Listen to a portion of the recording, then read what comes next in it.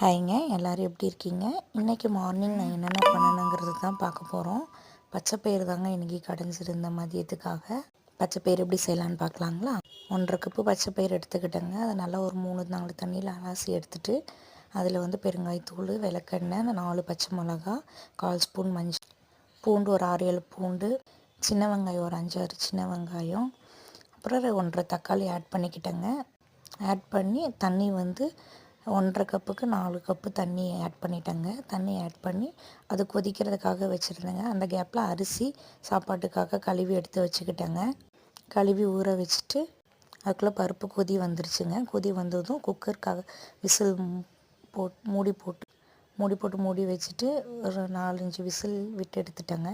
விட்டு எடுத்துகிட்டு இந்த கேப்பில் தாளிப்புக்கெல்லாம் ரெடி பண்ணி வச்சுக்கலாங்க. சின்ன வெங்காயம் 4, வரமிளகா, மல்லி, சீரகம், மிளகு, பெருங்காயத்தூள் தாங்க.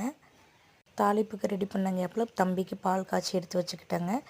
வச்சதும் பருப்பு ரெடி ஆயிடுச்சுங்க. பருப்பு தேவையான உப்பு சேர்த்தி கொஞ்சம் தேங்காய் விட்டு கடைஞ்சி எடுத்து வச்சுக்கிட்டு தாளிப்பு எப்படின்னு பார்த்துடலாங்களா. ஒரு 2 ஸ்பூன் நெய் ஆட் பண்ணிட்டேங்க. அதில் கடுகு போட்டுட்டு சீரகம், மிளகு, வெட்டி வச்ச வெங்காயம், வரமிளகா, வரமல்லி எல்லாம் ஆட் பண்ணிட்டு லைட்டாக கொஞ்சம் பெருங்காயத்தூள் ஆட் பண்ணி நல்லா வதக்கி அந்த கடைஞ்சி வச்சு அந்த பருப்பில் எடுத்து கொட்டிட்டேங்க.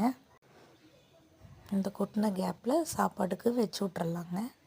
சாப்பாடு கழுவி வச்சு விட்டேன். அது ஒரு 2 விசில் வந்து எடுத்துக்கலாங்க. இந்த கேப்பில் அப்பளம் பொரித்து எடுத்துக்கலாங்க. எங்கள் வீட்டில் அப்பளம் எல்லாருமே விரும்பி சாப்பிடுவோம்.